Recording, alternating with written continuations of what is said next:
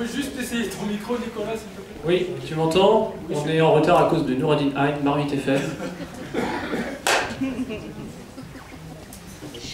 C'est bon? C'est bon, alors on démarre? Oui, bah, j'étais en retard même à l'école, Nicolas. Bravo, voilà le résultat. Donc, bon, alors comme on a pris un peu de retard, on va pas faire de présentation. Voilà, l'Université Populaire, maintenant vous connaissez ce que c'est, Attac vous connaissez. Je ne vous rappelle pas que vous avez des tables à la sortie avec des livres et de la documentation Attac. Je ne vous rappelle pas qu'il y a une caisse de soutien, vous pouvez mettre de l'argent. Je ne vous rappelle pas qu'elle est rouge et qu'elle se trouve sur les tables et que vous pouvez mettre des billets à l'intérieur. Je ne vous rappelle pas non plus que vous pouvez adhérer à Attac, c'est encore le meilleur moyen de soutenir l'Université Populaire.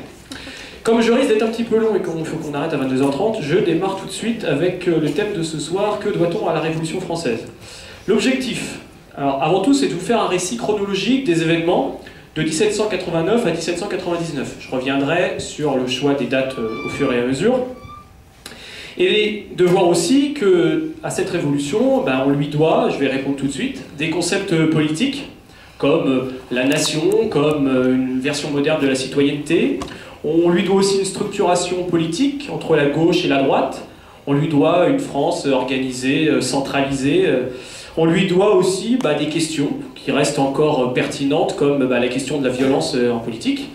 Mon objectif, c'est pas forcément de donner des réponses sur la pertinence encore de ces concepts aujourd'hui, mais c'est en tout cas de les contextualiser, de montrer comment ils sont apparus au moment de la Révolution française, puis ça sera à vous de voir s'ils ont encore peut-être une actualité aujourd'hui. Alors je démarre tout de suite. Pour parler de la Révolution française, il faut démarrer d'abord par faire un peu le panorama du royaume de France au XVIIIe siècle, ce qu'on va appeler au moment de la Révolution l'Ancien Régime, et commençons par la politique. Donc je vous rappelle, le régime politique, c'est la monarchie absolue de droit divin, qui est majoritaire en Europe à cette époque-là. C'est tout simplement un régime politique où le roi ne partage son pouvoir avec personne.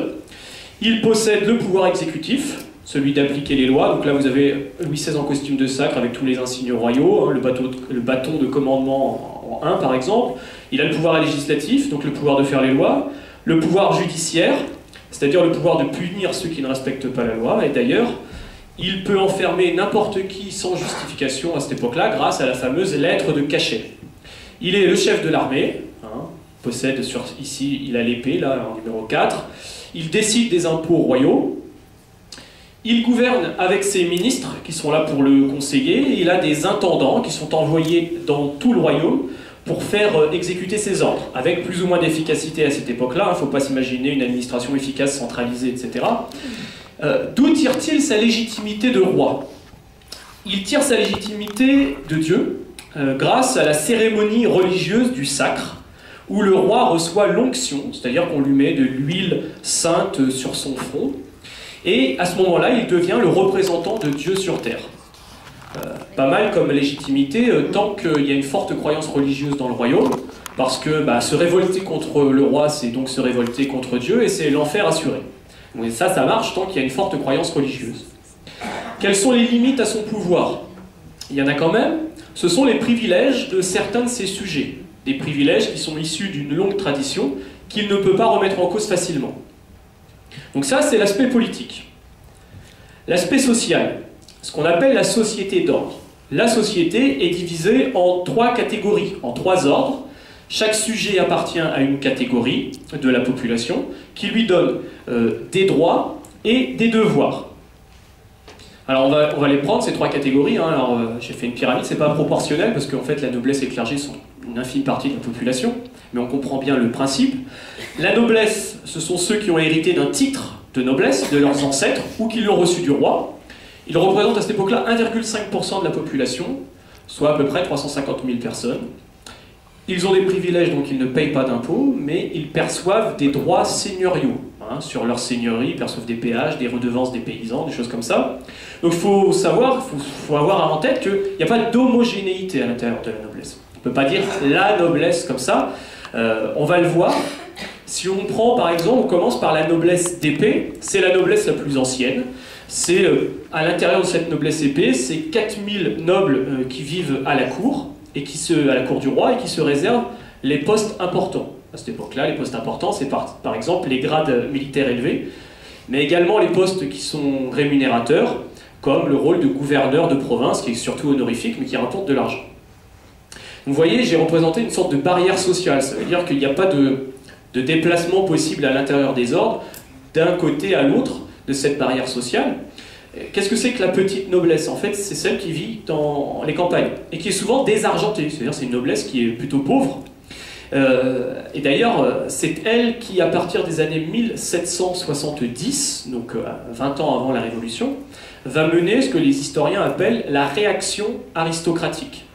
Qu'est-ce que c'est? C'est tout simplement, c'est une noblesse qui constate l'enrichissement de banquiers, de négociants, cette haute bourgeoisie, qui achète des titres de noblesse, qui obtient le titre de noble, et elle voit d'un mauvais œil l'arrivée de ces roturiers dans la noblesse, et elle va militer pour le renfermement de la noblesse sur elle-même, pour une limitation des anoblissements. Elle va s'opposer à toute réforme fiscale, elle va s'accrocher à ses privilèges, et elle va même plutôt agir pour réactiver les anciens droits seigneuriaux qui sont tombés en désuétude sur leur seigneurie, des choses qui ne sont plus appliquées, mais ils vont rechercher dans des textes anciens pour essayer de réactiver ces droits seigneuriaux. Donc ça veut dire que d'un côté, ils vont s'opposer aux réformes, notamment du roi, pour une réforme de la fiscalité, donc ils vont participer à la remise en cause de l'autorité du roi, et puis en même temps, par leur attitude, ils vont exaspérer les paysans. Troisième noblesse, la noblesse d'Europe, dont j'ai commencé un peu à parler, ce sont ces riches bourgeois qui ont acheté ce qu'on appelle un office, c'est-à-dire un poste, comme une place de magistrat, qui les anoblit. Et bien sûr, c'est une noblesse qui est très très mal vue du reste de la noblesse. C'est un peu des nobles de fraîche date. Si on passe au clergé, pareil, pas d'homogénéité. Alors le clergé, les membres de l'Église, c'est 0,5% de la population. Ils ne payent pas d'impôts, mais en échange, ils doivent s'occuper des hôpitaux, des hospices, d'une partie de l'enseignement. Eux perçoivent l'impôt des fidèles qu'on appelle la dîme, et c'est un grand propriétaire foncier, le clergé à cette époque-là.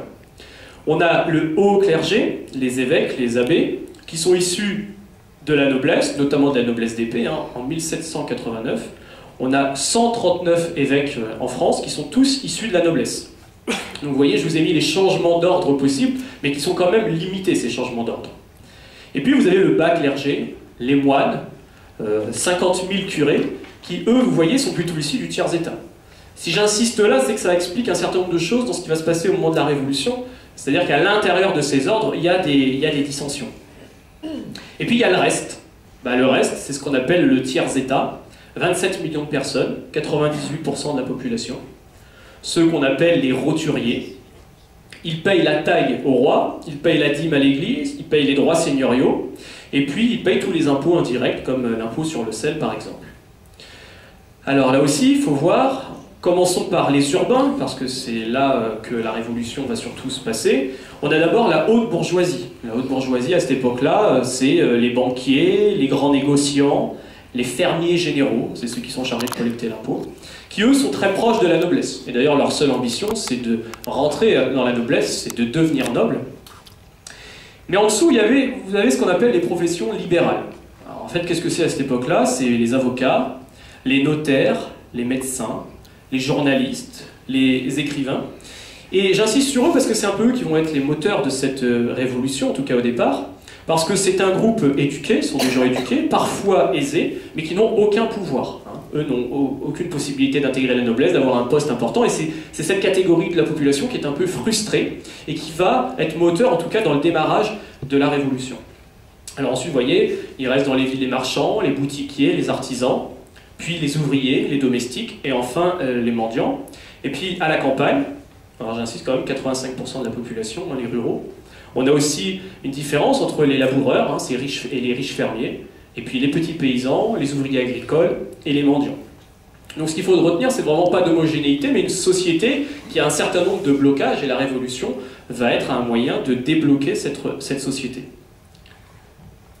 Alors, maintenant, troisième chose, 18e siècle, les mutations sociales. Alors là, je vais expliquer qu'il y a deux France à cette époque-là. Il y a le vaste bassin parisien. Quand je dis bassin parisien, c'est pas seulement Paris, c'est vraiment très large, jusqu'à Normandie, vraiment, et vers l'est. Il y a le bassin parisien d'à côté, qui va être le moteur de la Révolution. Et puis il y a cette France périphérique, qui va plutôt résister aux évolutions de la Révolution. Moi, quand je parle de mutation sociale, je m'intéresse à ce qui se passe dans ce bassin parisien. Premier phénomène qui touche la population du bassin parisien, c'est l'alphabétisation. Vous avez ici une carte, à gauche. On sait que dans les années 1780, on a plus de 50% des hommes qui se marient, qui peuvent signer le registre de mariage. C'est un des indicateurs du taux d'alphabétisation. Si on prend que Paris, à Paris, on a 90% des hommes qui sont alphabétisés en 1789. 90%.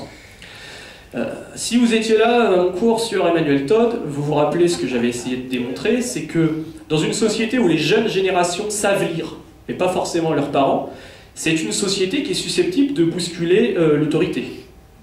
Parce que vous avez des jeunes qui, eux, ont accès à l'écrit, ont accès aux idées, notamment à cette époque-là aux écrits politiques et à la presse, aux écrits des Lumières, qui vont véhiculer des idées nouvelles. Et donc on a ces jeunes qui vont participer à la remise en cause du principe d'autorité. Deuxième phénomène qui touche, de nouveau, là je parle du bassin parisien, on va dire c'est la zone qui est en blanc sur la carte de droite, même si c'est une carte alors la constitution civile du clergé, je vais en parler tout à l'heure, mais on peut considérer que les zones en blanc sont les zones où la déchristianisation est avancée, et les zones en noir, là où la pratique et la croyance religieuse chrétienne est encore très forte au moment de la Révolution. Alors comment est-ce qu'on l'avait déterminé? Ça, c'est un historien qui s'appelle Timothy Tackett, qui a étudié le nombre de vocations religieuses. Et qu'est-ce qu'il a vu? Il a vu que le nombre annuel de nouveaux prêtres s'effondre à partir de 1730 dans les diocèses de Reims, Orléans, Dijon, Le Mans, Paris j'en parle pas, surtout dans les villes d'ailleurs. Et donc ça marque une chute de la croyance religieuse. Or cette chute de croyance religieuse, elle laisse dans la population un vide métaphysique qui va être comblé par l'idéologie politique. C'est-à-dire que la baisse de la croyance religieuse, c'est la condition nécessaire à l'éclatement d'un processus révolutionnaire. On pourra en rediscuter si vous voulez à la fin, mais j'avais déjà expliqué ça sur le cours sur les travaux d'Emmanuel Todd. Et vous rappelez que j'avais dit également que l'idéologie politique de ce processus révolutionnaire est conditionnée par les structures familiales traditionnelles de ces régions. Quelle est la structure familiale des sociétés paysannes de ce vaste bassin parisien? Qu'est-ce qu'ils ont en commun? C'est qu'ils sont toutes organisées de façon la famille nucléaire égalitaire. Je vous rappelle, ça veut dire qu'il y a les parents, les enfants arrivant à l'âge adulte pour former un nouveau couple, quittent le foyer des parents, ils ne restent pas habiter avec les parents, il y a un phénomène de liberté, c'est au revoir les parents, on va s'installer. Et par contre, au moment de l'héritage, il y a un partage totalement égalitaire de l'héritage pour les enfants, hommes et femmes. C'est ça la famille nucléaire égalitaire. Or, c'est ce qu'on retrouve, la structure familiale qu'on retrouve dans ce bassin parisien. Et donc, on peut expliquer que les valeurs de la Révolution française, ce soit liberté, égalité et universalisme, par ce que les gens vivaient dans leur famille, c'est-à-dire la liberté et l'égalité. Mais là, je renvoie sur le podcast de Marmite FM, vous avez toute l'explication en long, en large et en travers.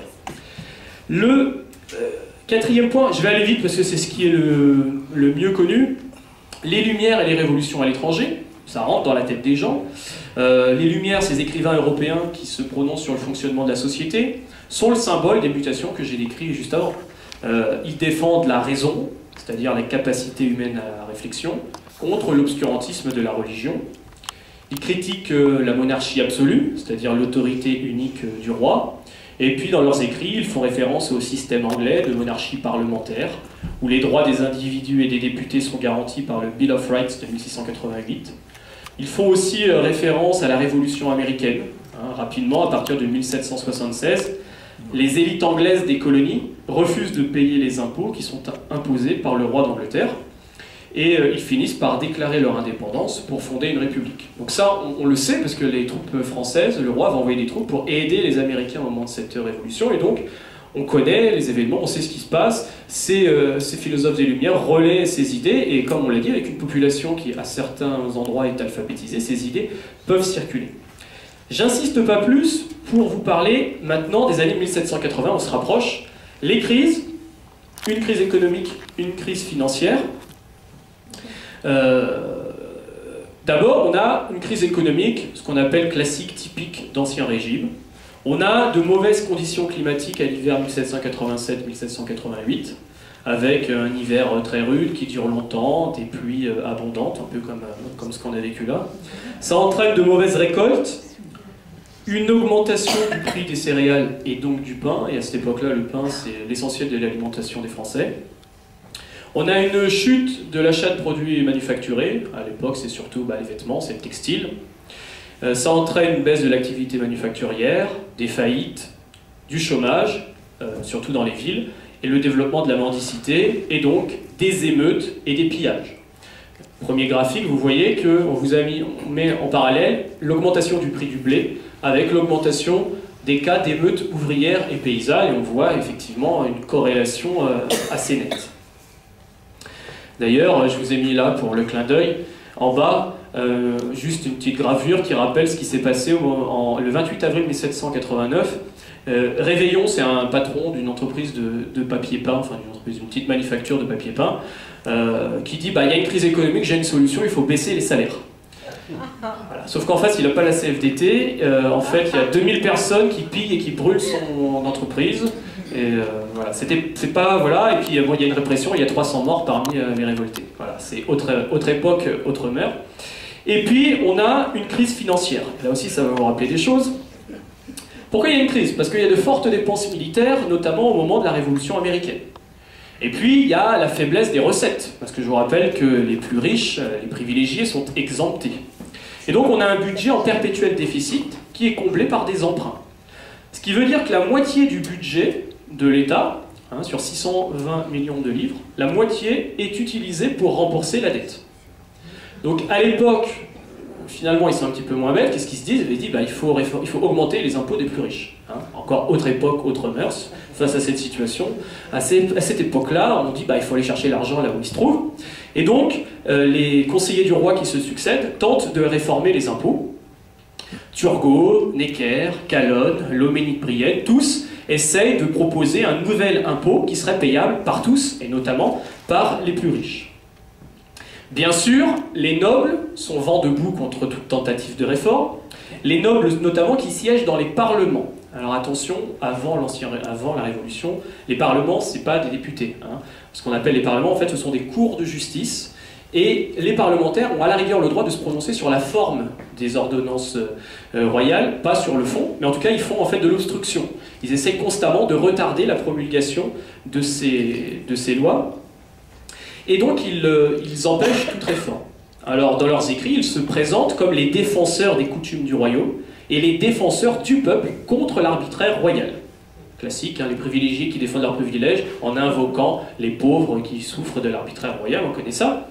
Donc, ils prétendent que tout impôt nouveau doit être consenti par la nation et réclament la réunion des États généraux. Les États généraux, ça existe traditionnellement dans la monarchie française, c'est une assemblée des représentants des trois ordres, convoqués par le roi pour se prononcer sur les problèmes du royaume. La dernière fois qu'ils ont été convoqués, c'était en 1614. Le roi, au départ, ne veut pas entendre parler des États généraux, il tente de dissoudre les parlements, mais il doit affronter des révoltes dans les villes de province, révoltes qui sont fomentées par la noblesse.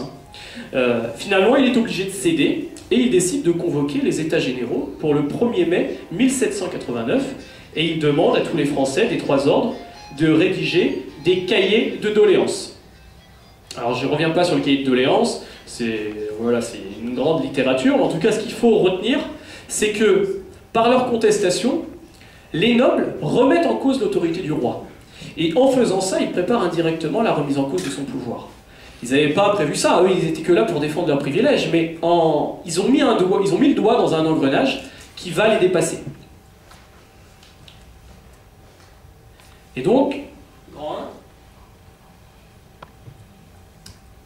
la fin de la monarchie absolue et de la société d'ordre, de mai à août 1789, et on va commencer par ce que j'appelle la révolution des notables, mai-juillet 1789. Donc les États généraux, vous avez ici une représentation, un tableau, démarrent le 5 mai 1789 au château de Versailles. On a à droite, là-bas, 270 députés de la noblesse. Sur la gauche, on a 291 députés du clergé. Parmi eux, il y a 200 curés. D'accord, c'est le fameux bas clergé. Et puis, au premier plan, vous avez les 578 députés du tiers-état. Tout autour, vous avez le peuple qui vient assister au débat. Une constante de la Révolution, le peuple est très souvent là dans les assemblées, dans les tribunes, et se manifeste souvent bruyamment. On en reparlera. Donc 578 députés du tiers-État face à 270, 291. Ça veut dire que le roi a cédé face à une revendication du tiers-État qui était de doubler le nombre de députés, parce que les députés du tiers-État représentent une partie considérable de la population. Mais il annonce que le vote, comme en 1614, les votes se dérouleront par ordre. Ça veut dire que chaque ordre se réunit à part pour délibérer les questions qui lui sont posées, et puis ensuite, ils viennent, et donc le clergé une voix, la noblesse une voix, le tiers-État une voix. Donc vous avez compris, les privilégiés deux voix, le tiers-État une voix. Vous êtes le roi comme ça, et bien sûr de maîtriser les choses. Hein. C'est son objectif, c'est de ne pas se laisser déborder. Et quand ils ont commencé à avoir les cahiers de doléances, ils ont vu que le tiers-État, il venait avec des ambitions lors des États généraux. Sur le tiers-État, on a plus de 400 avocats ou hommes de loi, c'est-à-dire des gens qui travaillent dans la justice. Donc ces fameuses professions libérales sont ultra majoritaires parmi les députés du tiers-État. On a 50 riches laboureurs, on a des banquiers, quelques commerçants, pas d'artisans et pas de paysans moyens. Après plusieurs semaines, les députés du tiers-État sentent que la situation est bloquée. Ils voient bien que ça ne mène à rien, qu'ils ne ils ne pourront satisfaire aucune de leurs revendications. Et donc le 17 juin 1789, donc quelques semaines après, les députés du tiers-État décident d'interrompre le déroulement des États généraux. Ils disent, nous sommes 98% de la population, nous représentons 98% de la population, nous sommes les représentants légitimes de la nation, nous n'avons pas besoin des autres ordres pour délibérer, et ils décident de se proclamer Assemblée nationale. Voilà. Il n'y a plus d'États généraux, il n'y a que eux, et ils sont Assemblée nationale. Donc dans la salle où ils se réunissent, désormais, ils se proclament Assemblée nationale. Le 20 juin, le roi fait fermer leur salle de réunion. Ils arrivent le matin, tout est fermé. Ils décident de trouver une salle pour se réunir, et à Versailles, ils trouvent la salle du jeu de paume célèbre. Et vous connaissez ici une représentation du serment de la salle du jeu de paume, où les députés du tiers-État viennent prêter serment. Ils sont rejoints par quelques députés du clergé qui sont là au premier plan. Ils font le serment de ne pas se séparer avant qu'une constitution du royaume ne soit établie. Voilà leur ambition, rédiger une constitution pour limiter le pouvoir du roi. Le roi, là, il est dépassé. Vous voyez, en haut, il y a le peuple. Alors ici, bon, bien sûr, c'est une image, vous imaginez bien, c'est pas forcément passé comme ça, on est bien d'accord, mais vous avez quand même le peuple qui est là-haut aux fenêtres, vous avez le petit peuple de Versailles, parce que c'était pas grand à l'époque, mais qui est quand même présent et qui soutient les députés. Et donc le roi, pour éviter que la situation ne dégénère, décide d'accepter leur histoire d'Assemblée nationale, mais il demande aux députés de la noblesse et du clergé de se joindre au tiers-État. Il dit d'accord, Assemblée nationale, mais le clergé et la noblesse, rejoignez-les. Et donc le 9 juillet, ce qui était les États généraux devient, ils prennent le titre d'Assemblée nationale constituante, dans le but de rédiger une constitution qui limitera le pouvoir du roi. Donc le 9 juillet, au moins dans le principe, on a la fin de la monarchie absolue. Si l'idée est admise que désormais le roi doit partager son pouvoir, doit accepter une limitation de son pouvoir par un texte écrit, on peut dire que la monarchie absolue, dans le principe au moins, n'existe plus à partir du 9 juillet, et que cette monarchie absolue a été renversée par les élites, par les notables, par ceux dont j'ai parlé. Vous voyez bien que les députés, c'est quand même soit des nobles, soit clergés, soit quand même une partie du tiers-État qui est éduquée, donc ce qu'on peut appeler des élites ou des notables.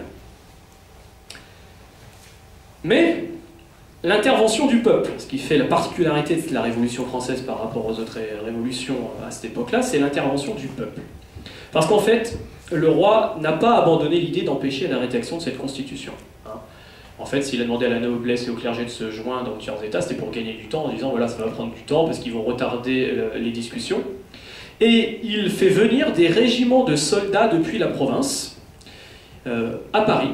Il embauche des soldats allemands et des gardes suisses, les fameux mercenaires suisses, la fameuse neutralité suisse, c'était pratique pour vendre des mercenaires à n'importe qui, et qui se rassemblent autour de Paris, prêts à intervenir en cas de soulèvement. Qu'est-ce qu'il prévoit? C'est qu'à un moment donné, il fait arrêter tous les députés du tiers-État, le peuple parisien qui est informé se soulève, mais c'est pas grave, on a tous les soldats et on les massacre. Donc il prépare en fait de mater ce probable soulèvement de la population parisienne, sauf que la population parisienne se rend compte, apprend l'arrivée de ces soldats, et elle décide de chercher des armes pour se défendre. Ils vont par exemple aux Invalides, ils font main basse sur les canons qui sont entreposés aux Invalides. Et le 14 juillet, ils se rendent à la Bastille. La Bastille qui est une prison royale, et parce qu'il s'y trouve des armes.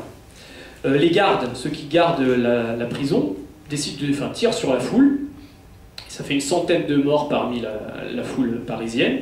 Finalement, ils arrivent quand même à rentrer. Ils mettent la main sur le gouverneur de la prison qui s'appelle Le Ney. Ils le décapitent sur place, ils mettent sa tête au bout d'une pique et ils se baladent dans Paris. C'était comme ça à l'époque, les mœurs. C'était comme ça. C'était pour se venger du fait qu'il ait fait tirer sur la foule. En réalité, c'est un événement qui est plutôt mineur dans l'histoire de la Révolution française, mais qui ensuite va être chargé symboliquement, vraiment d'une charge symbolique, parce que c'est le symbole du soulèvement du peuple, de l'entrée en révolution du peuple. Alors je reviendrai après sur c'est qui ces gens-là, là, ce fameux peuple. En tout cas, c'est pas les députés qui ont fait ça, vous vous doutez bien. Et ça va être le symbole de ce soulèvement du peuple contre l'arbitraire royal symbolisé par cette prison. Donc c'est plutôt un acte symbolique, plus qu'un grand tournant de la Révolution. En tout cas, le roi est obligé de céder une nouvelle fois en raison de la pression du peuple, cette fois. Il accepte même de se rendre à l'hôtel de ville de Paris et de porter une cocarde tricolore au balcon devant tout le monde. Cette cocarde symbolise l'unité nationale. C'est-à-dire, vous avez le blanc, couleur du roi, entouré du bleu et du rouge, couleur de Paris. C'est ça, le drapeau tricolore, les trois couleurs qui sont au départ le symbole de l'union du peuple de Paris et du roi, et qui ensuite va devenir le symbole de la Révolution, ce fameux drapeau tricolore. Ces événements à Paris ont un fort retentissement en province, où les notables dans les grandes villes prennent la place des agents du roi pour former des conseils municipaux. C'est-à-dire que les agents du roi, voyant ce qui est en train de se passer, quittent leur poste, et là on a la haute bourgeoisie de la ville qui décide de se réunir et de former des conseils municipaux pour gérer les villes, créer des milices urbaines pour assurer l'ordre. Donc ça, c'est ce qui se passe du côté des villes. Dans les campagnes, en juillet et août 1789, donc au même moment où ça se passe, des rumeurs circulent annonçant que les nobles, pour se venger de ce qui se passe à Versailles, payent des brigands pour attaquer les paysans. Alors ce sont des fausses rumeurs, mais voilà, il suffit qu'il y ait un paysan qui soit retrouvé au bord d'une route pour que la rumeur enfle. C'est ce que les historiens ont appelé la Grande Peur. Donc, ici une carte avec les points de départ des principales paniques, comment ça s'est diffusé, quelles sont les régions qui ont été touchées par la Grande Peur. Que font les paysans affolés? Ils se disent la meilleure défense c'est l'attaque. Ils attaquent les châteaux des seigneurs. Et ils vont brûler un certain nombre de châteaux, mais ils vont surtout brûler ce qu'on appelle les terriers. Les terriers, ce sont les textes qui énumèrent les redevances dues au seigneur local par les paysans. C'est-à-dire vraiment, on va chercher les choses précises. Ça montre l'exaspération des paysans vis-à-vis de ces redevances qui étaient très lourdes pour eux. Ils s'attaquent aux terriers et ils brûlent tous les papiers comme symbole. Il y en a marre des privilèges, il y en a marre de ces droits seigneuriaux.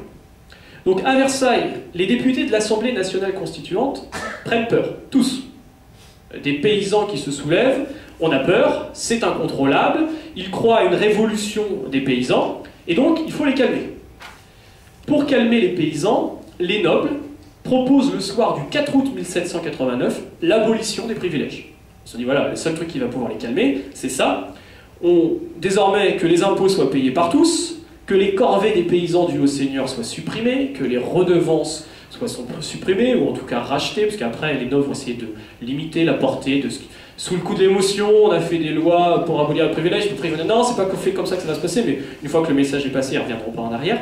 Et donc en clair, on a là, avec cet événement, avec le 4 août, l'abolition de la société d'ordre. Si on n'a plus de privilèges, si la loi, l'impôt est le même pour tous, on a la société d'ordre qui n'a plus de fondement. Et donc par l'intervention du peuple, on a la remise en cause de la société d'ordre. Et donc très rapidement, le but, entériner les acquis. La déclaration des droits de l'homme et du citoyen du 26 août 1789. Parce qu'en août 1789, on est toujours dans la rédaction de la Constitution. Ça se poursuit, mais les députés, voyant, en tout cas les députés du tiers état, voyant que quand même on a gagné que les nobles acceptent de payer des impôts, ressentent le besoin de rédiger un texte rapidement pour codifier les principes de la Révolution en marche, pour entériner les nouveautés des dernières semaines. Ça va donner la Déclaration des droits de l'homme et du citoyen, qui sera finalisée, qui va être écrite un peu rapidement, c'est pour ça que des fois ça part un peu dans tous les sens, mais elle sera finalisée le 26 août 1789. Quels sont les principes de cette Déclaration des droits de l'homme et du citoyen? D'abord, la liberté. Voilà, ce qui revient, c'est la liberté surtout face à l'État monarchique. Article 6, la loi est l'expression de la volonté générale. Ça veut donc dire que la loi n'est plus l'expression de la volonté royale, comme ça a été jusqu'à présent. Deuxième principe, l'égalité. Mais l'égalité juridique. Article 6, la loi est l'expression de la volonté générale, elle doit être la même pour tous. C'est ça la grande nouveauté. La loi est la même pour tous. Article 1, que je vais vous citer complètement parce qu'on ne le cite pas toujours complètement. Les hommes naissent et demeurent libres et égaux en droit. Point. Je continue. Les distinctions sociales ne peuvent être fondées que sur l'utilité commune. En clair, oui, l'égalité en droit, la même loi pour tous. Mais les distinctions sociales, elles existent, elles demeurent, et on n'a pas l'intention forcément de les remettre en cause.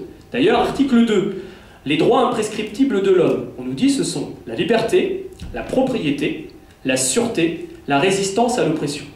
Alors j'insiste sur la propriété, parce qu'en clair, qu'est-ce qui fonde les inégalités sociales? C'est le principe de la propriété. Et donc, il est clair et il est net que cette déclaration, elle est rédigée par les notables. Ce sont des députés qui sont pour beaucoup propriétaires, qui n'entendent pas bousculer les inégalités sociales. On va dire que là, on est dans une première phase de la révolution, ce que les historiens appellent la révolution juridique. L'acquis, c'est l'égalité politique. Alors je ne minore pas parce que c'est considérable, l'égalité politique à cette époque-là, mais on est là dans une situation où les notables mettent en place l'égalité politique en France. Alors là, je fais une première parenthèse, parce que tout à l'heure, je vous ai parlé d'Assemblée nationale. Les députés de tiers état se proclament Assemblée nationale.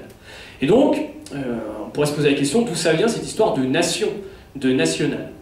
Alors, si on prend la définition aujourd'hui de la nation telle qu'on la trouve dans des manuels de lycée par exemple, en histoire, on nous dit c'est une communauté d'humains possédant une unité, une langue, une culture, une histoire commune, ayant conscience de cette unité et souhaitant vivre ensemble. Ça c'est voilà, définition un peu générale, une définition assez identitaire en fait, mais qui ne correspond pas du tout au terme de nation tel qu'il était employé au XVIIIe siècle. Hein, ils ne pouvaient pas entendre ça, parce qu'en France, il n'y a pas d'unité de langue du tout à cette époque-là, de culture, d'histoire. Enfin, il subsiste des patois. L'attachement, on dit conscience, avoir envie de vivre ensemble, l'attachement à cette époque-là des gens, c'est au lieu de vie et pas au-delà.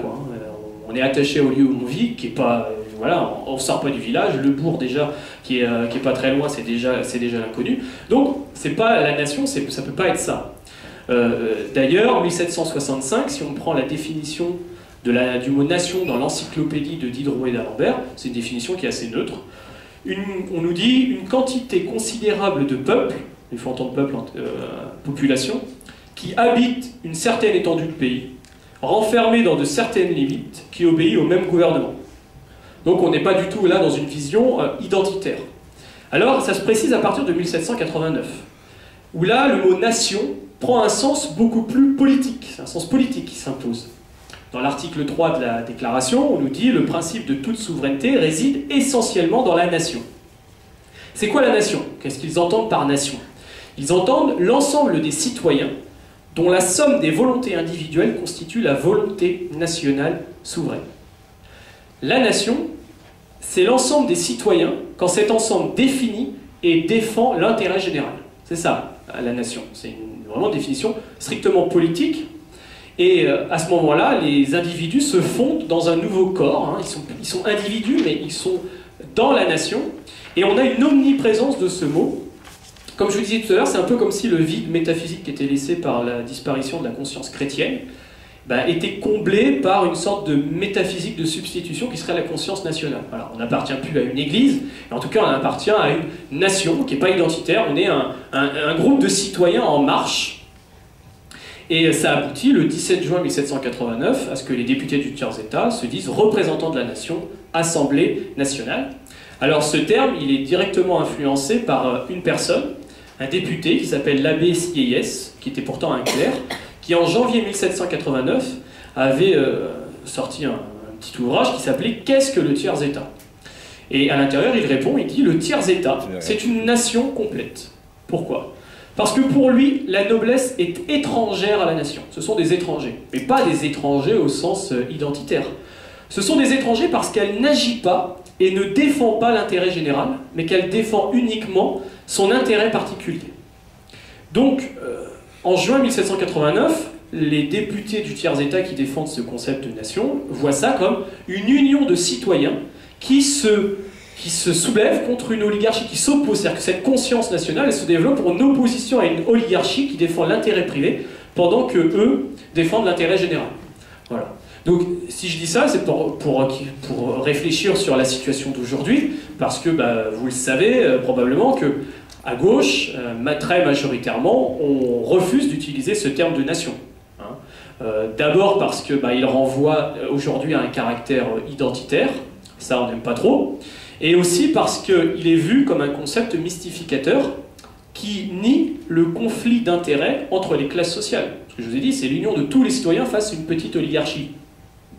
Ça veut dire que même quand il existe une oligarchie comme ennemi commun, ceux qui, la majorité des gens à gauche disent, je dis à gauche plutôt, à l'extrême gauche plutôt, disent mais qu'est-ce qu'il peut y avoir comme intérêt général entre un patron et un ouvrier, même si les deux sont sous le joug de la finance, hein. Si on doit s'unir avec son patron contre la finance, et à gauche, et dans la gauche radicale, on pense que c'est un piège dans lequel il ne faut pas tomber. Si je reviens aux années 1790, ce mot toujours de nation, puisqu'il est vu comme un concept politique, ce qui fait la particularité, ce qui montre qu'on n'est pas du tout dans une vision identitaire, c'est que la nation française peut intégrer n'importe qui. Peu importe sa religion, ses origines, elle a une portée universelle, puisque c'est simplement un concept politique de citoyen en marche. La preuve, en 1791, les Juifs obtiennent une citoyenneté de plein droit. Peu importe leur religion, leur origine, leur langue, etc.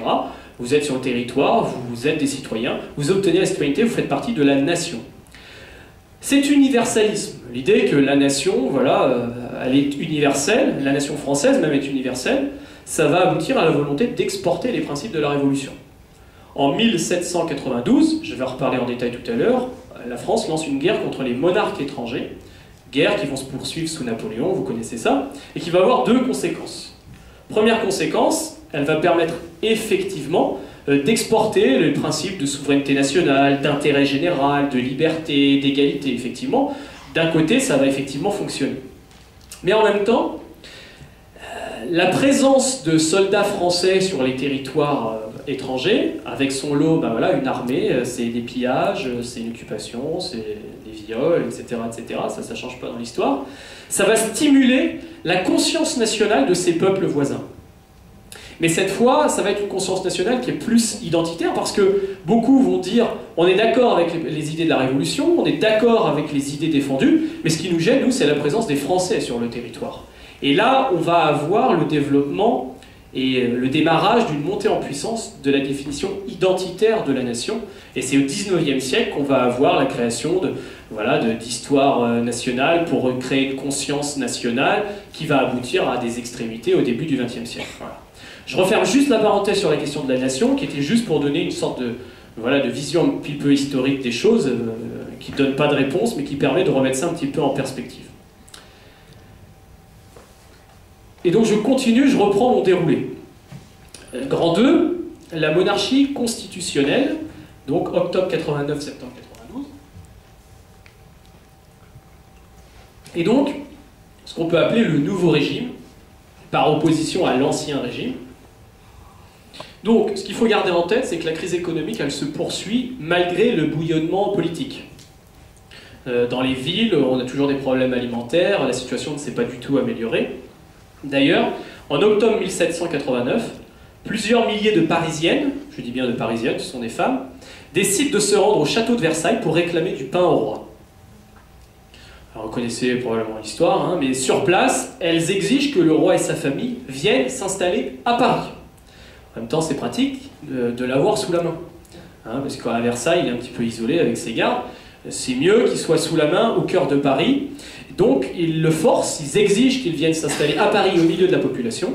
Et donc, le roi est contraint d'accepter. Et donc, il va s'installer au palais des Tuileries. Et l'Assemblée nationale constituante le suit et vient s'installer dans une antenne du palais des Tuileries à la salle des manèges. Et donc, désormais, le roi et les députés, ils sont dans Paris. Ça change un certain nombre de choses. L'image qui est ici, là, c'est un tableau qui représente un événement qui s'est déroulé le 14 juillet 1790. C'est le premier anniversaire de la prise de la Bastille, date qu'on a choisie pour organiser la fête de la Fédération. Donc on est au Champ de Mars, et le but c'est de fêter l'union du roi et de la nation. On a 50 000 gardes nationaux, c'est-à-dire des citoyens qui sont armés, qui sont chargés d'assurer le maintien de l'ordre, qui sont venus de toute la France. Donc ils sont là dans le centre tout autour, là. Tous ces bataillons sont venus de toute la France. Ils vont défiler devant le roi. D'ailleurs, je fais une parenthèse, hein, sous la Troisième République, si on a choisi le 14 juillet comme fête nationale, c'était en référence non pas à la prise de la Bastille, mais à la fête de la Fédération. On voulait utiliser le 14 juillet pour rappeler la fête de la Fédération, d'où les défilés militaires. Quand il y a des débats sur les défilés militaires, c'était ça, c'était des soldats qui défendaient la Révolution, qui défendaient, etc. etc. Voilà, et alors indirectement, c'est la prise de la Bastille, puisque c'était pour commémorer la prise de la Bastille qui s'est passée avant. Mais je referme la parenthèse. Et donc on a là Lafayette, qui est le commandant de la garde nationale, qui doit être là devant le roi. Le roi il est à droite, là, je crois que c'est lui qui tend le bras. On a les députés de l'Assemblée qui sont là tout à droite, là, qui sont tous habillés, sont les députés de l'Assemblée. Et puis on a le roi qui prête serment. Ils disent « Nous jurons de rester fidèles à la nation, à la loi et au roi, de maintenir la Constitution décrétée par l'Assemblée nationale et acceptée par le roi. » Alors elle n'est pas encore finie de rédiger, mais on s'engage déjà à la respecter. Il y a 160 000 spectateurs, et c'est ceux qui sont tout autour, là, au Champ de Mars. On a construit un arc de triomphe tout au bout. Donc c'est un événement qui est symbolique. Si j'en parle, ça montre une chose, c'est qu'en 1790, il n'y a pas de remise en cause de la monarchie. Il n'y a pratiquement personne qui remet en cause la monarchie. L'objectif des députés et même du peuple, c'est de limiter le pouvoir du roi et d'assurer le respect de la souveraineté de la nation. Et même la monarchie constitutionnelle, elle apparaît comme le régime idéal. Voilà. On a fait la révolution comme les Anglais l'ont fait, ça se passe très bien. Alors, quelle va être l'œuvre de l'Assemblée nationale constituante? Quelles vont être les mesures qui vont être prises? Enfin, on a voilà, des députés qui sont là pour prendre des mesures favorables à la nation. D'abord, ça va être une réforme de l'impôt. On va créer 3 impôts directs qui vont être payés par tous ceux qui en ont les moyens, et donc ceux qui sont propriétaires, qui ont des revenus importants.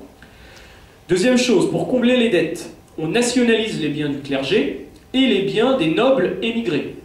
Les nobles qui ont fui dès le début de la Révolution en disant c'est hors de question, et qui sont partis à l'étranger, on en reparlera de cela. Et donc, on nationalise les biens du clergé et on les vend.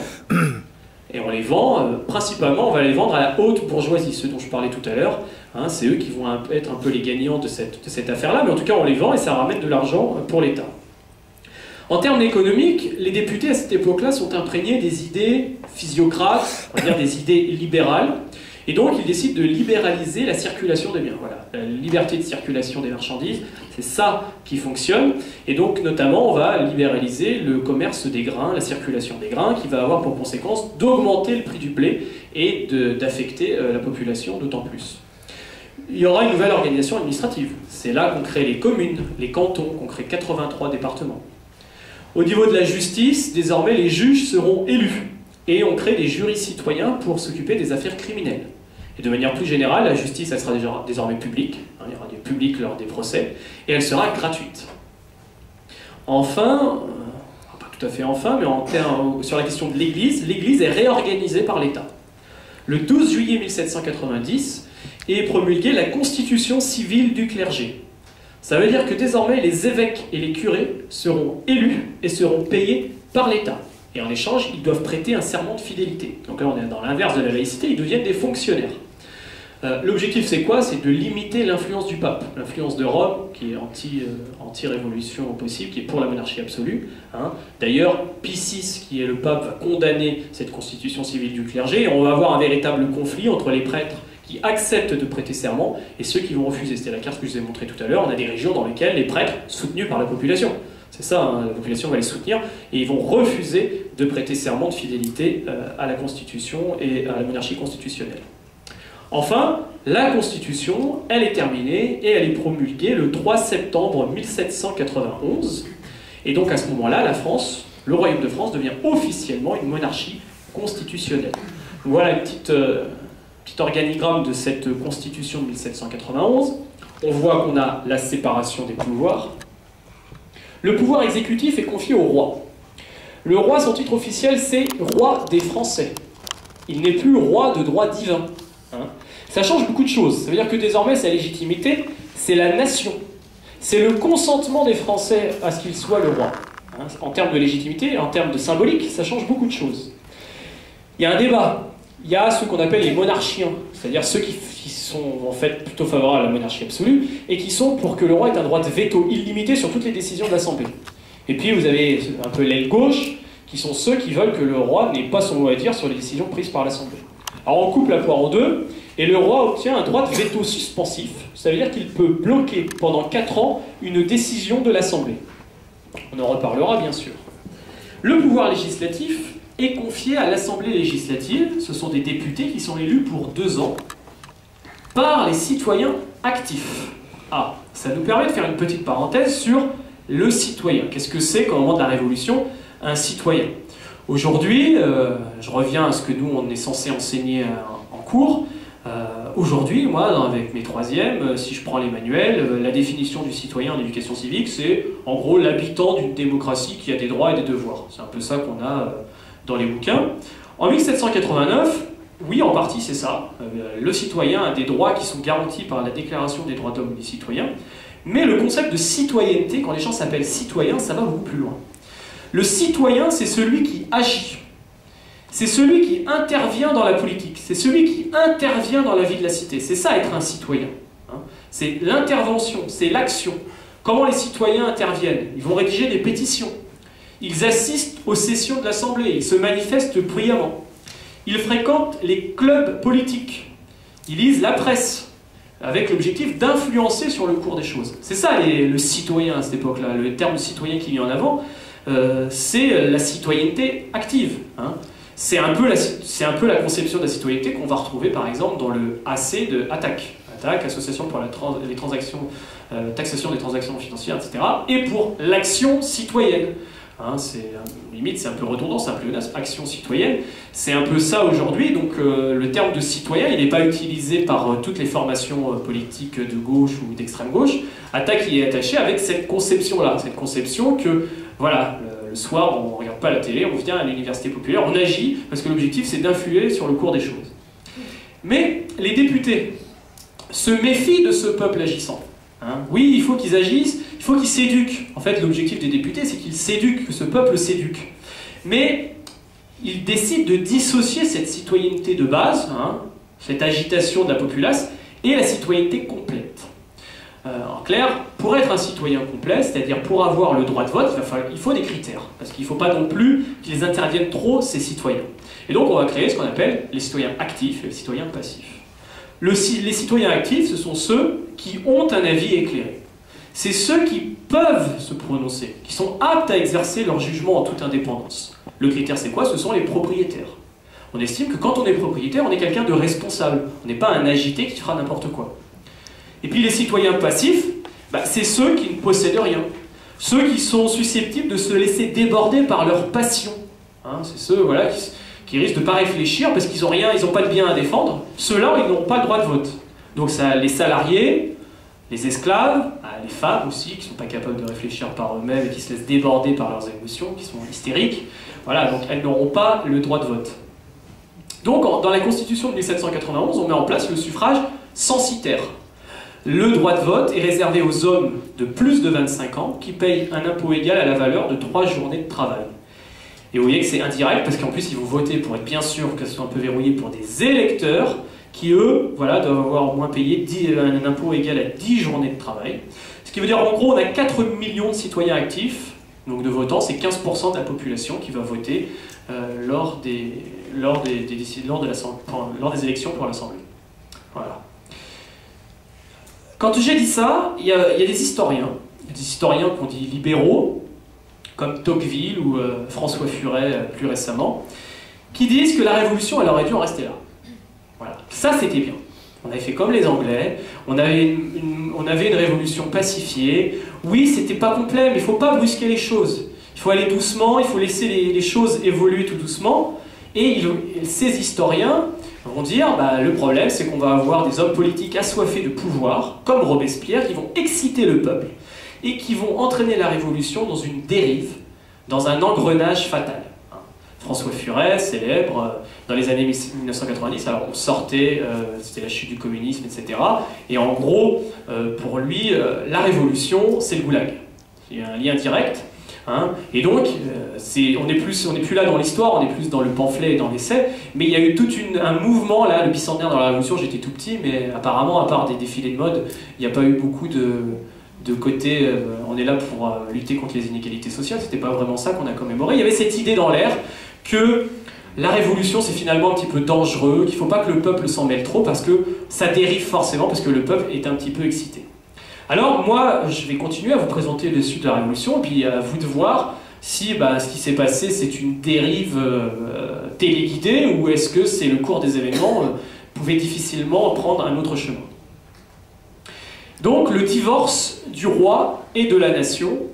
Donc je vais démarrer en revenant un tout petit peu en arrière, juste avant la promulgation de la Constitution, puisque la promulgation de la Constitution c'est septembre 91, je reviens au 20 juin 1791.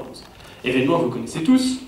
Le roi Louis XVI et sa famille décident de fuir Paris pour rejoindre les nobles qui se sont réfugiés à l'étranger, ces fameux nobles émigrés, et qui, eux, espèrent toujours le retour de la monarchie absolue. On se rend compte qu'en réalité, Louis XVI n'a jamais accepté la limitation de son pouvoir imposée par les notables et par le peuple. À aucun moment. Il a toujours gardé espoir de revenir en arrière dès que possible. Sauf que, manque de chance pour lui, le 21 juin, il est reconnu et il est arrêté à Varennes, en Lorraine. Il est ramené à Paris le 25 juin. Les députés sont pris de panique. Eux sont toujours attachés à la monarchie quoi qu'il arrive, et donc ils essayent de faire croire à un enlèvement. Voilà. Bon, ils essayent, mais ça ne marche pas du tout. La population parisienne ne se laisse pas prendre. Mais ce qu'il faut voir, c'est que cet événement marque une rupture entre la monarchie et le peuple. Autant avant, je vous ai dit qu'il y avait encore un attachement à la monarchie. À partir de là, il y a une véritable rupture entre le peuple et le principe monarchique. Pas seulement le roi, mais le principe monarchique. Et on va voir également qu'il y a une rupture entre le peuple parisien, hein, notamment, mais pas seulement parisien, mais le peuple et les députés. Parce que les députés restent malgré tout, quoi qu'il arrive, et autant qu'ils vont pouvoir, favorables à la monarchie. Et donc là, cet événement, il marque une double rupture, c'est un tournant de cette révolution. Alors avant d'aller plus loin, j'arrête pas de parler du peuple parisien depuis tout à l'heure et tout, donc il faut que je vous explique un peu qui sont ces agités, cette populace parisienne. Alors, d'abord, il y a ces professions libérales. Ils ne sont pas tous députés, les membres de ces professions libérales. On a plein de journalistes, d'avocats qui fréquentent les clubs et les sociétés populaires. Je vous ai mis des représentations ici. Hein. Les clubs et sociétés populaires, c'est des lieux de réunion où on débat vivement, on expose des revendications, on rédige des pétitions, avec le but, c'est influencer les députés, parce qu'il y a certains députés, et beaucoup au départ, qui fréquentent ces clubs. Hein. C'est un peu les réunions de comité local attaque, un peu ça. Il y a un petit peu moins de monde dans nos réunions de comité local qu'au club des Jacobins, mais l'objectif à terme, c'est d'arriver à peu près là. Donc les clubs, vous connaissez peut-être le nom, le club par exemple des Cordeliers, qui est fréquenté par quelqu'un comme Danton ou Desmoulins, qui sont des avocats, journalistes. Là, c'est une représentation du club des Jacobins. Les Jacobins, c'est un club qui a un club politique où on discute, qui a des filiales dans toute la France. On a des clubs des Jacobins. Puis j'insiste aussi sur les clubs féminins. Hein. Les femmes fréquentent parfois les clubs, mais très souvent les clubs sont exclusivement masculins au départ, après ça va changer. Eh bien, il y a des clubs féminins qui se forment. Vous connaissez peut-être une femme célèbre, Olympe de Gouges, qui, en réponse à l'exclusion des femmes du droit de vote dans la Constitution de 1791, rédige la Déclaration des droits de la femme et de la citoyenne, où elle réclame les mêmes droits que les hommes. Hein. Son texte ne passera jamais à l'Assemblée. Mais ces clubs-là, qui au départ sont surtout des clubs de discussion entre notables, entre députés, vont être de plus en plus fréquentés par le petit peuple parisien. Hein, c'est eux qui vont agir. Quand je parle d'intervention du peuple, c'est un certain nombre de journalistes de profession libérale, mais c'est aussi des commerçants, beaucoup d'artisans, beaucoup de petits patrons, et même pas mal d'ouvriers qui vont fréquenter ces clubs. Mais, alors je mets de côté les mendiants, les domestiques, les ouvriers des petits métiers qui, eux, sont moins actifs dans ces clubs, hein, parce que là, ils sont vraiment dans la survie. Et progressivement, ils vont s'auto-organiser, hein, ces gens-là, ce petit peuple, en se réunissant en assemblées par quartier. Ils vont former ce qu'on appelle, à cette époque-là, des sections, où ils débattent, où ils rédigent des pétitions. Ils participent souvent à des soulèvements, avec comme objectif de faire pression sur les députés. Hein, clairement, c'est par le soulèvement, c'est par la pétition, mais c'est aussi par le soulèvement, c'est aussi par la fréquentation des assemblées qu'on fait pression sur les députés. C'est ce petit peuple parisien qu'on va appeler les sans-culottes. Les sans-culottes, vous avez une femme sans culotte, un homme sans culotte. Donc on les appelle les sans-culottes parce qu'ils portent des pantalons et pas des culottes courtes et des bas comme les notables, comme les riches. Quelles sont leurs revendications, hein, quand on lit les pétitions, quand on voit ce qu'ils réclament, quand on lit la presse sans culotte, comme le père du chêne. Leur revendication, c'est ils exigent un prix maximum sur les denrées alimentaires. Première revendication, hein, comme on a du mal à s'alimenter, il ne faut pas laisser la liberté des prix, il faut limiter le prix des aliments pour pouvoir se nourrir. D'ailleurs, ils exigent qu'on réquisitionne la nourriture. La nourriture ne doit pas être un objet de commerce, elle doit être réquisitionnée et redistribuée pour nourrir la population. Ils réclament le droit à l'existence pour tous. Ça veut dire qu'ils réclament le droit au travail pour tous ceux qui peuvent travailler et une assistance pour ceux qui ne peuvent pas travailler, les vieux, les enfants et les malades. Eux réclament l'égalité sociale. Et d'ailleurs, dans leur texte, ce qui est clair, c'est que l'ennemi, c'est qui? L'ennemi, c'est le riche. Parce qu'ils expliquent que s'il est riche, c'est forcément parce qu'il a accaparé les richesses. Le terme qu'ils emploient le plus souvent, c'est les accapareurs. Les riches, ce sont des accapareurs. On ne peut pas être riche si on n'a pas accaparé les richesses, qu'on n'a pas volé quelqu'un d'autre.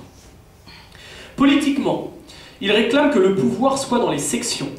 Ça veut dire quoi? C'est-à-dire qu'ils exigent la démocratie directe. Et c'est ça, c'est faire pression au quotidien sur les députés pour exiger la démocratie directe. Ces sans-culottes, on va dire, ce sont un peu les initiateurs de la tradition française, un peu anarcho-syndicaliste. Si vous prenez l'histoire de France, de la tradition syndicaliste française, plutôt anarcho-syndicaliste, ça veut dire quoi? Ça veut dire que le mode d'action en France du syndicalisme, c'est la grève, c'est le soulèvement, plutôt que la cogestion. Hein, on est beaucoup plus dans l'établissement d'un rapport de force par le soulèvement, même si aujourd'hui, hein, c'est intéressant d'en discuter aujourd'hui, parce que voir, est-ce qu'on n'est pas à un tournant historique? Parce qu'aujourd'hui, la mode, c'est plutôt, avec les lois sur la représentativité, les accords avec les partenaires sociaux, maintenant on n'est plus dans un rapport de force, on est des partenaires, les syndicats sont des partenaires sociaux avec les syndicats de patrons, hein, et on est beaucoup plus dans la négociation, sans rapport de force, à droite à gauche, puis on voit le résultat avec l'accord national interprofessionnel. Donc voilà, peut-être qu'actuellement on est en train de tourner le dos pour en rediscuter, parce que je pense qu'il y a beaucoup de choses où là on est en train de tourner le dos, pour le meilleur ou pour le pire, selon ce qu'on préfère, avec un certain nombre de traditions issues de la Révolution française.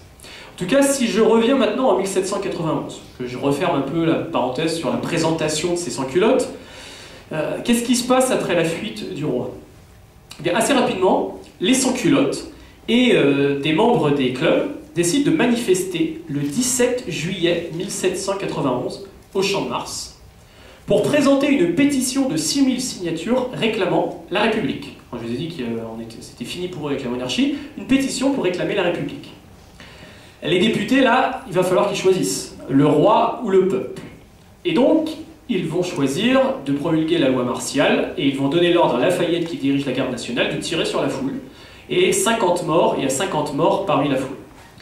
Là, on a un tournant, on a une rupture radicale entre les notables, les députés qui ont choisi leur camp, qui sont restés monarchistes, et le peuple parisien, qui est soutenu par une minorité de députés, qui a basculé dans le camp républicain. Et donc la conséquence, ça va être la chute de la monarchie. Alors comment expliquer la chute de la monarchie? Parce que ça ne suffit pas qu'il y ait une bande d'excités parisiens qui aient envie de renverser la République. La monarchie, pardon. En 1792, les rois étrangers sont hostiles à la Révolution. Hein, c'est clair, c'est net, la plupart sont des monarques absolus, et ce qui se passe en France, c'est un précédent fâcheux, qui pourrait constituer un exemple pour leur population, et donc ça ne leur plaît pas du tout. Et donc ils ont accueilli à bras ouverts les nobles français émigrés, et ces nobles sont en train de constituer une armée, prêts à tout moment à investir la France. Louis XVI et ses soutiens souhaitent engager la France dans une guerre contre eux. Vous allez me dire, c'est bizarre. Bah, pas tant que ça, il espère une défaite qui lui permettrait de retrouver son pouvoir. Donc il milite ardemment pour déclarer la guerre. Il dit, mais regardez, ils sont contre la révolution, il faut absolument leur déclarer la guerre. Personne n'est dupe. Et pourtant, les partisans de la République, qui siègent dans la nouvelle Assemblée législative, qui a été élue le 1er octobre 91, après la Constitution, sont eux aussi en faveur de la guerre. Mais pas pour les mêmes raisons. Ils pensent que cette guerre, ce sera le bon moyen d'étendre les principes de la Révolution à l'étranger en cas de victoire. Et un moyen de baisser la pression, de lutter contre ces nobles qui menacent la France. Et donc finalement, le 20 avril 1792, le roi déclare la guerre à l'empereur d'Autriche, François II, qui soit dit en passant est le neveu de Marie-Antoinette. Et les premiers combats tournent à l'avantage des troupes de l'empereur. Ça se passe mal pour les troupes françaises. Ces troupes sont dirigées par le duc de Brunswick, qui, profitant de cet avantage du fait qu'il est sur le point d'entrer sur le territoire français, décide de publier un manifeste en août 1792 où il menace de détruire Paris s'il est fait le moindre outrage au roi. Voilà, si on touche à un seul de ses cheveux, si on n'assure pas sa sécurité, il menace de venir jusqu'à Paris, de massacrer la population parisienne. Immédiatement, les sans-culottes exigent qu'on rassemble des troupes autour de Paris pour défendre la ville. L'Assemblée législative vote le principe, mais le roi met son veto sur cette décision. Il met son veto, bloqué pendant 4 ans, non, pas de troupes autour de Paris.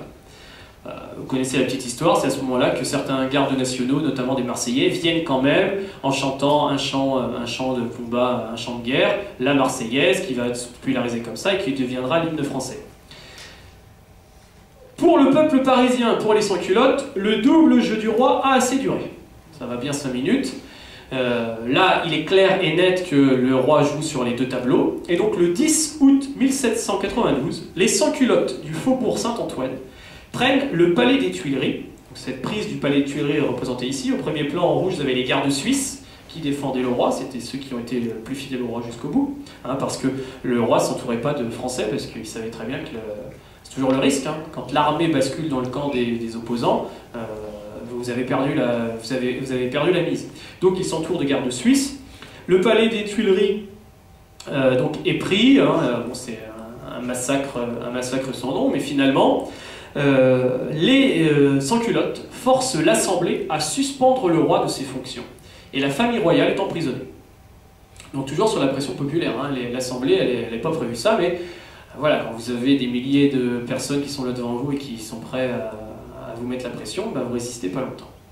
Sans roi, l'Assemblée législative est contrainte de proposer l'élection d'une nouvelle Assemblée, qui va être appelée la Convention, et qui va être élue au suffrage universel masculin. Alors pas totalement, on va exclure les domestiques, les esclaves et des choses comme ça, mais en tout cas pour la première fois, on a un presque suffrage universel masculin pour voter pour une nouvelle Assemblée qui va s'appeler la Convention. Le 21 septembre 1792, c'est le lendemain d'ailleurs d'une victoire militaire française, cette fois à Valmy, bataille célèbre, la Convention nouvellement élue abolit la monarchie et proclame la République. Louis XVI doit être jugé pour trahison. Voilà. Donc première réponse aux historiens comme François Furet, c'est en fait le refus du roi de reconnaître la monarchie constitutionnelle qui a radicalisé le peuple.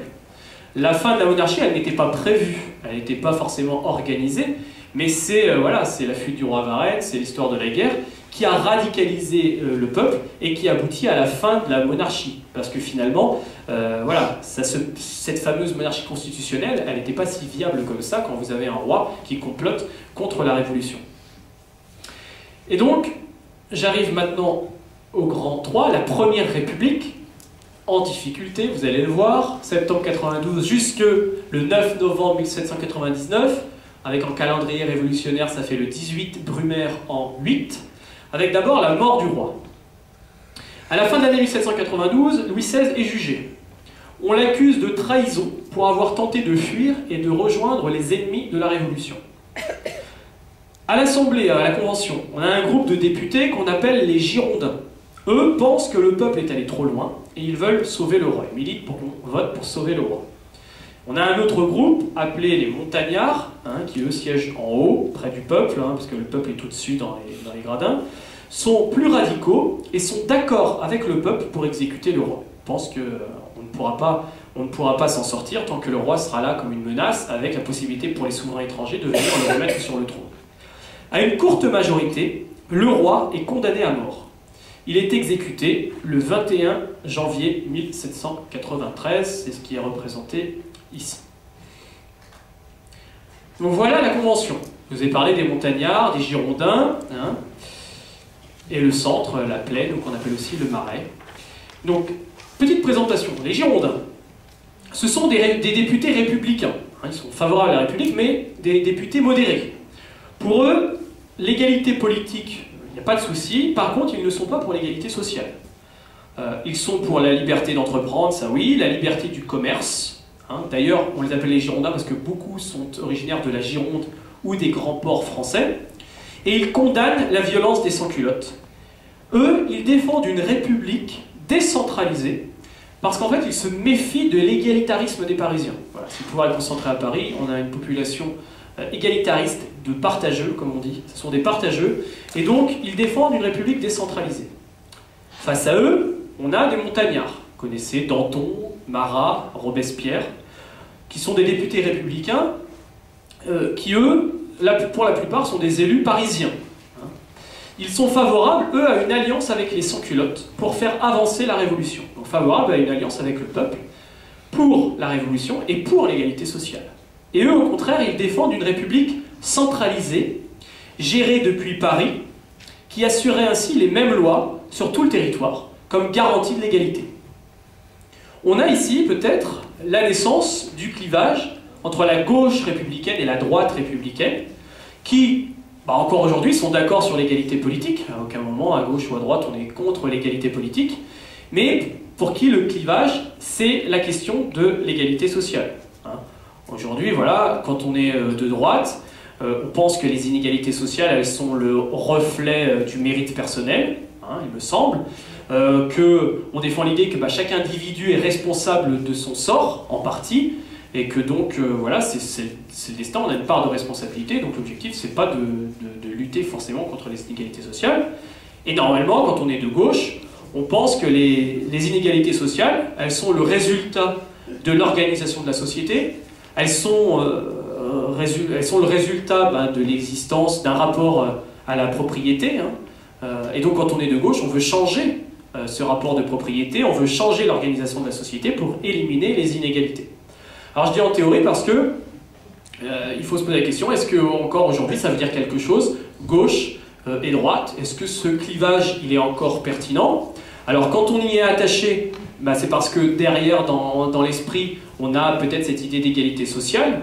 Quand à gauche, par exemple, on s'appelle le Front de gauche, c'est parce qu'on dit, voilà, nous, on défend l'égalité sociale. Mais, par exemple, le gouvernement actuel se revendique aussi comme étant de gauche. Et eux, ils le revendiquent clairement, mais est-ce que eux n'ont pas à l'esprit l'idée que c'est pas l'égalité sociale qui fait la différence entre la gauche et la droite, mais l'égalité des droits? Si on écoute un petit peu le discours, on est là pour garantir l'égalité des droits. Alors, les droits, le droit de vote des immigrés, même s'ils ne le font pas, le mariage pour tous, les mêmes droits pour les hommes et les femmes. D'ailleurs, la mode aujourd'hui, on lutte contre les discriminations. On ne lutte pas contre les inégalités sociales. C'est pas la même chose, lutter contre les discriminations et lutter contre les inégalités sociales. Et donc, ils se disent de gauche. Oui, si on est sur l'égalité des droits, l'égalité politique, alors ils sont de gauche. Si on est sur l'égalité sociale, ça pose question. Et puis, on peut dire aussi que si on estime qu'aujourd'hui la priorité c'est la crise écologique, est-ce que le clivage gauche-droite qui est né là, des problèmes d'égalité sociale, il est encore pertinent? Parce que il existe une gauche productiviste, une droite productiviste, qui finalement pourrait, si on a ce prisme-là, se ressembler. Pareil, sur la construction européenne, à gauche et à droite, il y a des gens qui sont d'accord, qui sont de gauche et de droite. Sur le libéralisme économique, c'est la même chose. Donc voilà, moi je n'ai pas de réponse, mais chacun selon sa sensibilité. Voilà, ça pose question. Il y a des philosophes, Jean-Claude Michéa qui a écrit un bouquin sur il faut arrêter de dire gauche et droite, et pourtant il se revendique socialiste. Donc je vous invite à lire ces livres-là.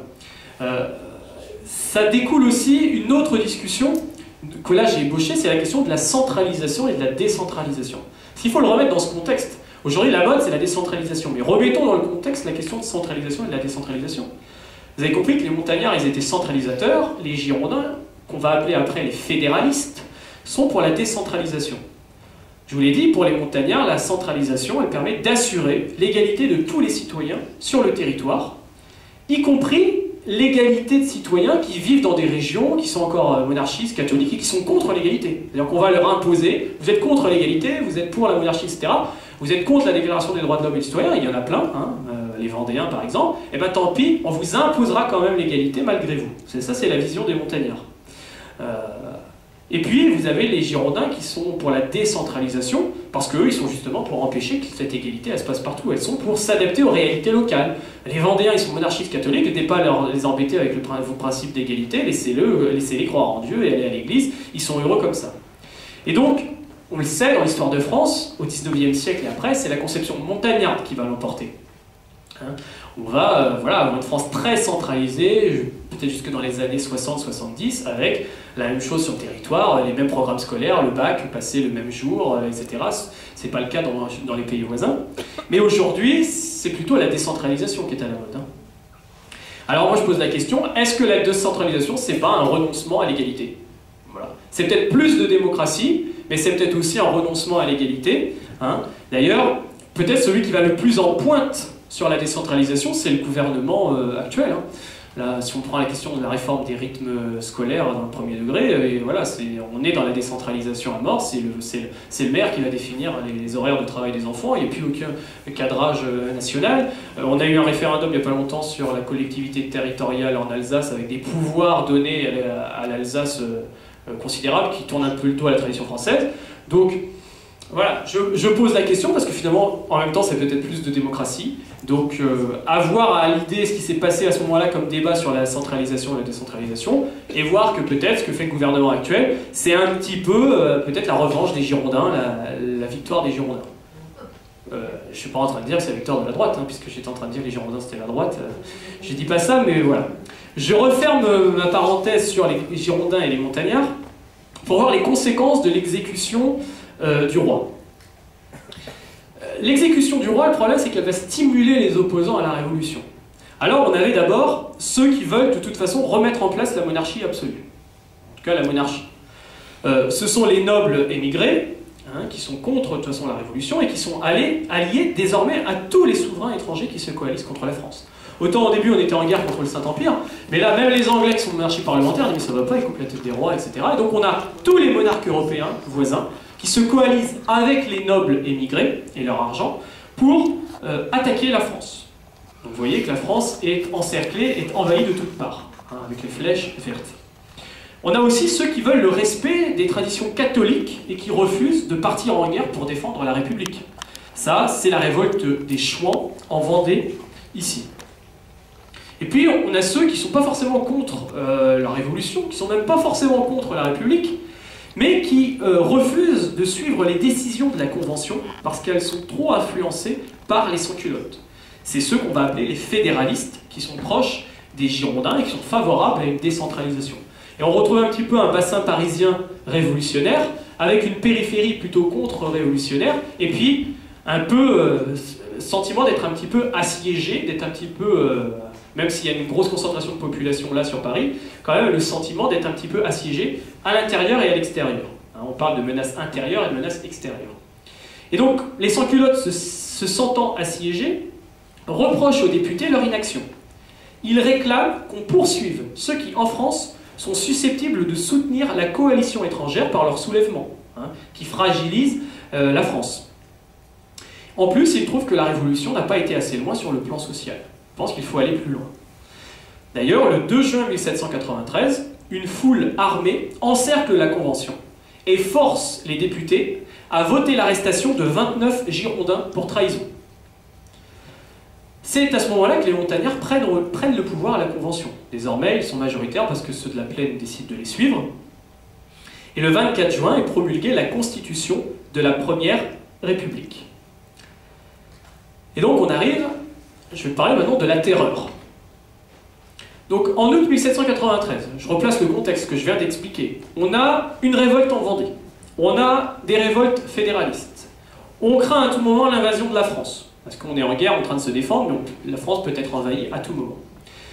la Convention décide de mettre en place un gouvernement révolutionnaire et de mettre la République entre parenthèses jusqu'à la paix. En clair, la Convention, ça prend du temps de faire des lois, on dit voilà, il faut un gouvernement de guerre, un gouvernement révolutionnaire qui pourra prendre des mesures rapidement pour défendre le territoire contre les menaces intérieures et extérieures jusqu'à la paix. Donc c'est censé être provisoire. Ce gouvernement révolutionnaire, il est composé du comité de salut public, 14 membres élus chaque mois par la Convention. Alors il n'y a pas beaucoup de rotation, à un moment donné, par exemple, quand Robespierre y rentre, il n'y sort plus, il devient le personnage le plus influent, même s'il doit composer avec les 13 autres, et il doit composer avec la Convention, parce qu'ils ne font pas non plus ce qu'ils veulent. Donc Robespierre, c'est le plus célèbre, on a aussi Saint-Just, qui font partie du comité de salut public. Il s'occupe de la politique générale. Et vous avez le comité de sûreté générale, qui lui, s'occupe de la justice et du maintien de l'ordre.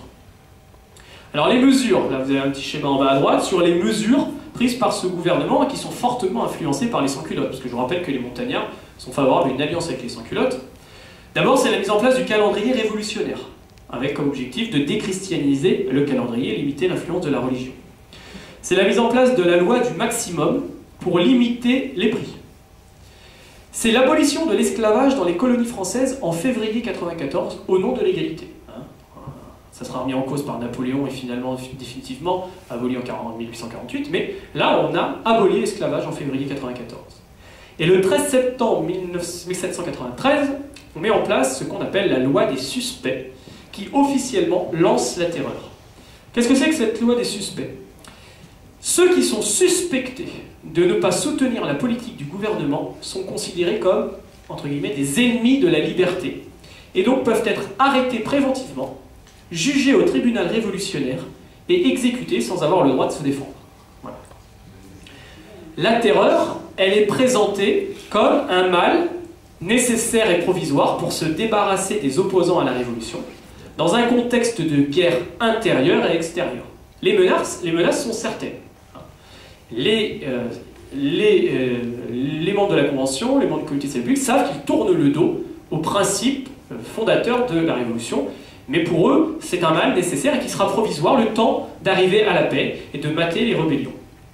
Alors le bilan de la terreur, c'est qu'effectivement, il a été efficace pour remporter les guerres. Les révoltes intérieures sont écrasées, et la coalition étrangère est repoussée hors de France. Et c'est même les troupes françaises qui mettent le pied dans les pays voisins. Mais le bilan est très lourd.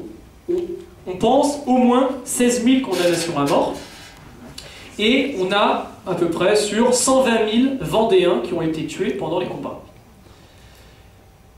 Robespierre, qui est donc le membre le plus influent du comité de salut public, est critiqué même à l'intérieur des montagnards. On a deux groupes qui le critiquent. On a ceux qu'on appelle les enragés, ou les exagérés. À l'époque, on dit plutôt les exagérés, avec quelqu'un comme Hébert ou comme Jacques Roux, qui eux sont alliés avec les sans-culottes et qui veulent aller plus loin, en disant voilà, on en profite, on a la main, il faut vraiment éliminer tous ceux qui sont susceptibles de renverser la Révolution et tous ses acquis, et il faut, au niveau social, aller beaucoup plus loin.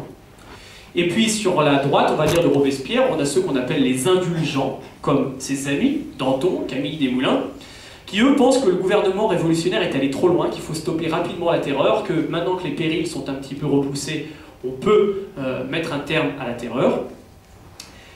Robespierre, pour garder la main et pour garder sa conception de la Révolution, c'est-à-dire ne pas rentrer dans les extrémités des sans-culottes et des exagérés, mais ne pas non plus céder sur la terreur parce que les menaces sont toujours importantes, décide de faire exécuter les enragés et les indulgents. Ce qu'on appelle le moment de la grande terreur. Je reparlerai de cette montée en puissance de la terreur, parce qu'elle intervient aussi dans un contexte particulier. Pardon ? Les députés de la Convention qui restent prennent peur, vous doutez bien, et ils craignent que leur tour ne vienne. Et donc une coalition se forme contre lui. Ça veut dire non plus qu'il n'était pas omnipotent, parce que des députés qui décident de le renverser peuvent le renverser. Et donc le 9 Thermidor en 2, en gros en fait c'est le 27 juillet 1994, Robespierre et ses amis sont arrêtés et sont guillotinés le lendemain. C'est la fin officielle de la terreur. Voilà. Alors pour certains historiens, c'est pas vraiment les mêmes que François Furet, c'est plutôt à l'autre bord. L'histoire de la Révolution s'arrête là. Par exemple, Jaurès, qui a écrit une histoire de la Révolution, il arrête son histoire de la Révolution là, parce qu'effectivement, la fin de la terreur, le 9 Thermidor, c'est la fin de l'alliance entre les députés et le peuple. C'est fini, les députés qui disent on s'allie avec le peuple, on accède aux revendications du peuple, à partir du 9 Thermidor c'est terminé. On a une reprise en main de la révolution par les notables, et on peut dire que c'est un peu la fin de la deuxième phase de qu'on pourrait appeler la révolution sociale, après la révolution juridique. Donc avant de terminer, je fais une petite parenthèse sur cette question de la violence politique. Parce que c'est quand même assez violent tout ce que je vous raconte, alors il faut essayer de le mettre en contexte. D'abord, dans cette violence, cette action physique contre des personnes ou des biens, il faut se dire qu'elle est traditionnelle et très importante au XVIIIe siècle. On a de nombreuses révoltes populaires, notamment lors des crises de subsistance.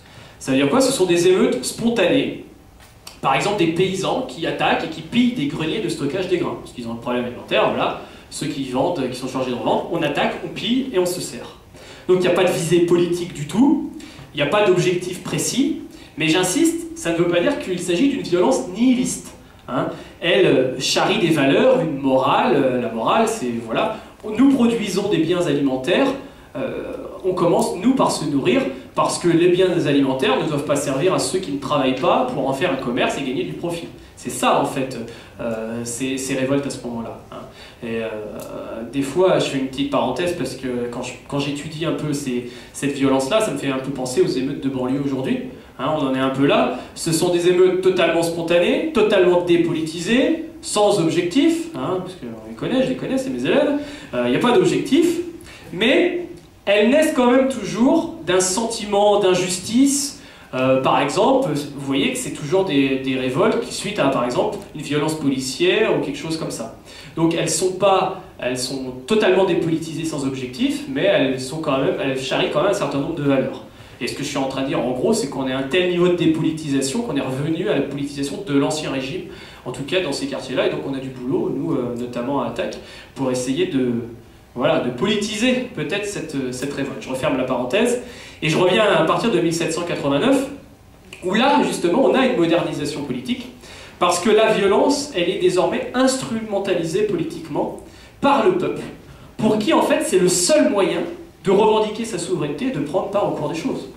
Pas le droit de vote, on n'écoute pas, voilà, la façon d'influer sur la cours des choses, c'est la violence. C'est la violence contre les biens, la violence contre les personnes, qui en plus, on est une société hyper violente, et ça paraît assez normal. Et même au moment de la terreur, on monte d'un cran. Quand on voit la violence populaire des sans-culottes, elle a un objectif politique précis. Infléchir la révolution vers une direction sociale et populaire. D'ailleurs, c'est reconnu dans la Constitution de 1793 de la Première République, où on légitime le droit à l'insurrection. Voilà, il est dans la Constitution, on a le droit de se soulever contre un pouvoir tyrannique. Mais, comme toujours avec la violence, le problème c'est que souvent elle sert surtout à légitimer une accentuation de la répression. Et on va le voir, cette violence, elle est instrumentalisée politiquement, mais elle va légitimer une très forte répression. Et donc finalement, est-ce qu'elle touche vraiment son but? C'est la question qu'il faut poser. Et au moment de la terreur, on a également une violence d'État, puisque le comité de sûreté générale, vous avez vu, il arrête tous les ennemis de la liberté, le tribunal révolutionnaire. Mais, j'insiste, c'est pas pour défendre la terreur, mais elle répond aussi à une violence contre-révolutionnaire. C'est toujours pareil, en face, c'était pas non plus des rigolos, l'invasion de la France, c'était pas un mythe, les nobles émigrés qui ont essayé de débarquer en Vendée pour provoquer une insurrection, c'est pas un mythe, ça a existé effectivement. On est en plus l'augmentation de la terreur quand Robespierre commence un peu à massacrer tout le monde, c'est juste après l'assassinat de Marat par Charlotte Corday, et lui sort d'une tentative d'attentat. Voilà. Lui-même, Robespierre, il y a eu plusieurs tentatives d'attentat contre lui. Donc on est vraiment dans un contexte ultra-violent où ceux qui sont contre-révolutionnaires ou contre eux usent de la même violence. Et donc au final, on se rend compte que l'utilisation répétée de la violence, on est presque là dans un développement d'un imaginaire de la violence qui crée une escalade dont on ne se sort plus, et finalement la violence qui devait lutter contre l'oppression, elle devient finalement une oppression elle-même. Voilà. Donc la violence aujourd'hui, je ne sais pas si ce soir on lance la guérilla en sortant d'ici, mais il y a encore débat. Voilà. J'avance, et j'arrive en fait à la fin parce qu'il commence à être tard et on va pouvoir discuter longtemps. Le directoire. L'objectif, on n'est plus dans la révolution juridique, on n'est plus dans la révolution sociale, l'objectif c'est terminer la révolution. Il faut la terminer cette révolution. Et donc les députés de la Convention qui ont fait guillotiner Robespierre, qu'on va appeler les thermidoriens, qui sont un peu les continuateurs des Girondins, veulent en terminer avec les extrémités de la terreur et mettre en place un régime plus modéré. Ils veulent une république conservatrice dirigée par, c'est leur formule, par les meilleurs, c'est-à-dire les plus riches. C'est ça leur critère pour savoir qui sont les meilleurs. Leur but, c'est de terminer la révolution en trouvant un système stable. Et pour ça, ils confient le pouvoir à 5 directeurs qui ont été élus au sein de la Convention pour éviter un pouvoir personnel comme avait pu le développer à un moment donné Robespierre. Donc c'est pour ça qu'on appelle ça le directoire. Il y a une nouvelle constitution en septembre 1795. Mais les directeurs, ils se rendent compte que finalement c'est pas si simple que ça, c'est pas si facile que ça, parce qu'ils doivent affronter des émeutes. On a les sans-culottes qui sont toujours là, qui eux manifestent bruyamment. Ils envahissent la Convention en mai 1795, d'ailleurs ils coupent la tête d'un député au passage, et ils viennent sur une pique la présenter à Boissy d'Anglas, qui est le président de l'Assemblée, en disant « Nous voulons du pain et la Constitution de 1793 ». Et ils doivent aussi faire face à une insurrection royaliste, qui, bien sûr, se sont dit plus de terreur, on va pouvoir en remettre une couche. Finalement, que font les directeurs? Ils ont recours à l'armée, pour maintenir l'ordre. Par exemple, quand je vous ai dit les sans-culottes, ils sont venus à la Convention pour du pain, etc., etc., et qu'est-ce qu'il y a? 1200 sans-culottes se sont fait arrêter et ont été enfermés. Pendant ce temps, la guerre contre la coalition étrangère se poursuit. Et la France accumule les victoires. Et donc désormais, on décide d'entrer dans le territoire ennemi et l'armée française entreprend de renverser les souverains étrangers pour exporter la révolution. Ça marche au début, il va y avoir la création de ce qu'on appelle les républiques sœurs, j'en ai parlé tout à l'heure. Au début, oui, on est content, les principes de la révolution, ça nous plaît. Puis au bout d'un moment, c'est un échec parce que la présence française, ça pèse. Hein. Donc déjà là, on savait qu'on n'exporte pas la révolution avec des armes, hein, ça ne marche pas comme ça. Et donc, dans les faits, progressivement, ce qu'on se rend compte, c'est que le pouvoir est détenu par l'armée, qui va s'autonomiser par rapport au pouvoir politique. C'est elle qui assure l'ordre, et c'est elle qui jouit d'un très grand prestige, alors que les directeurs sont raillés par tout le monde. L'armée, les généraux de l'armée jouissent d'un grand prestige grâce aux victoires militaires. Et donc, finalement, les directeurs veulent réformer une nouvelle fois la Constitution pour mettre en place un pouvoir plus autoritaire, qui sera définitivement stable. Ils se sont rendus compte que finalement, il faudrait peut-être un petit peu une poigne pour gérer ça.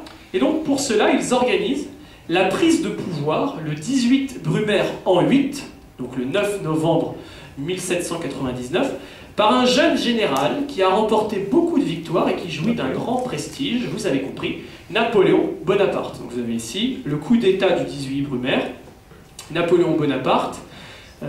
Au départ, il prend le pouvoir, il doit partager son pouvoir avec 2 autres consuls, c'est pour ça qu'on appelle ça le consulat.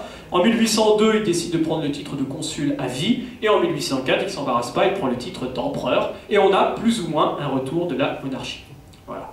Donc je m'arrête là, j'ai été vite sur la fin, parce que vous avez vu qu'on est un petit peu... Alors c'est pas un retour à la case départ, parce que ça a fait son chemin, mais pour certains historiens, en fait, la Révolution française, elle se termine qu'avec la Troisième République. Ça va être une succession de restauration, de monarchie, d'empire, de république. Et c'est ce que sous la Troisième République que la République s'enracine définitivement. Hein. Donc la Révolution, définir des dates de la Révolution, enfin, tout le monde s'arrache les cheveux pour dire quand est-ce que c'est le début, quand est-ce que c'est la fin, et on ne rentrera pas, nous, dans ces discussions-là. Juste pour conclure, 3 livres. Si vous êtes intéressé par les conditions, les mutations sociales qui ont permis l'éclatement de la Révolution, je vous conseille L'invention de l'Europe. Oui, Emmanuel Todd, je sais, j'arrête pas avec Emmanuel Todd. Je suis pas une groupie, hein, mais ce livre, il vaut vraiment le coup parce que vous avez ici l'explication, la réforme, la contre-réforme, l'alphabétisation de l'Europe, la déchristianisation de l'Europe et pourquoi ça a déclenché un certain nombre de révolutions, à quel moment. Je vous conseille L'invention de l'Europe. Si vous voulez avoir chez vous une histoire de la Révolution française, vous ne voulez pas avoir 5 tomes chez vous, hyper compliqués, vous voulez avoir un petit bouquin où vous allez pouvoir prendre les informations, lire ça comme un roman, je vous conseille très très fortement ça. Ça vient de sortir, Eric Hazan, éditeur à La Fabrique, il a compulsé tout ça, il a fait un truc super, ça se lit super bien, je vous conseille. Je pense qu'ils sont sur la table du pavé, juste là en plus, on a tout prévu. Donc je vous conseille vraiment très très très fortement celui-là.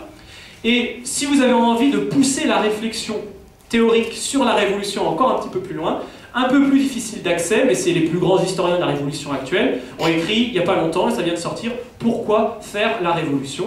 Voilà, donc je vous conseille cette lecture-là, et je m'arrête là.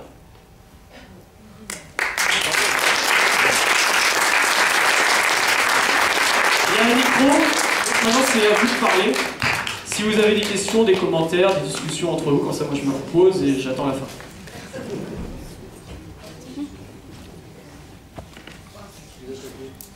Moi j'ai une remarque sur un mot.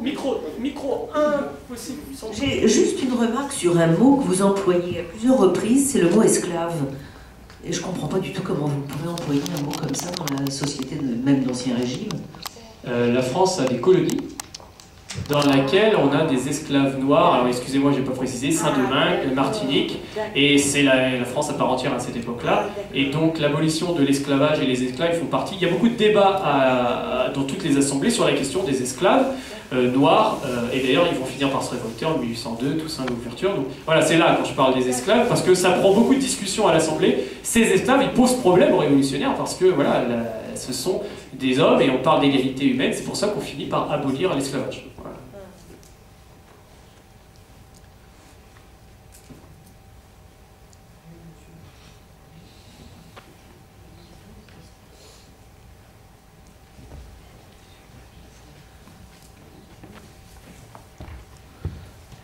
Oui, je crois que il faut quand même revoir un petit peu l'histoire et remettre un petit peu au devant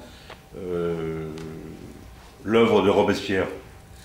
Parce qu'il était tellement décrié, il a été tellement déformé, qu'il faut absolument revoir maintenant un certain nombre de choses. Il a été déformé, ses propos, ses actes ont été déformés.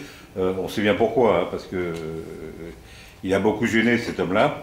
Et il faut relire un certain nombre de ses discours, un certain nombre de ses écrits, pour voir effectivement qu'il avait quand même aussi beaucoup d'avance sur beaucoup de choses. Alors effectivement, le travers de ma présentation, c'est que comme il y a un déroulé chronologique, je ne parle de Robespierre qu'au moment où il est sur le devant de la scène, et j'insiste sur lui au moment où il est promoteur de la terreur. Et effectivement, Robespierre, il est député aux États généraux, donc il est là depuis le début. Il n'est pas député à l'Assemblée législative parce que lui-même avait proposé que les députés de l'Assemblée nationale constituante ne se présentent pas comme députés derrière, en disant « nous on rédige la Constitution, on met le cadre, et ensuite c'est des nouveaux députés qui exerceront ».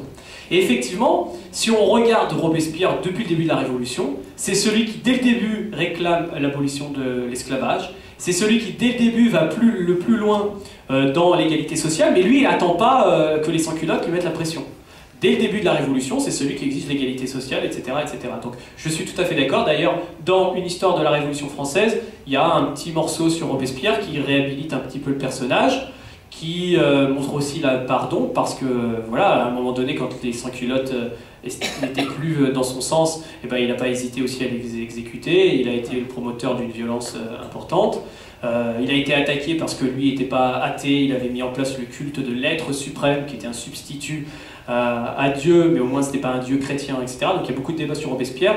Mais oui, il faudrait faire une soirée sur Robespierre, et le problème c'est quand on fait là sur la Révolution, on met en avant Robespierre que dans la part sombre de Robespierre.